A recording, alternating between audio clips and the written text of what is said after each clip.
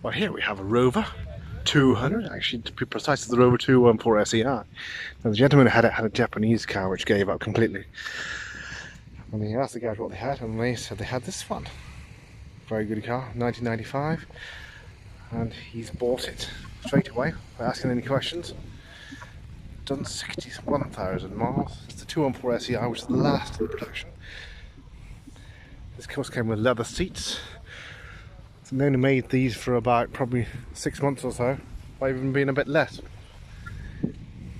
Upgrade of the regular 214 series with the alloy wheels and the leather seats and everything else. Slightly more sporty, probably in a match with the MG Ranger later of the MG Ranger car they brought out, which of course they brought out a 400 variant, but not when these were made. There we are, Rover 214 SEI, and they're very good, reliable cars.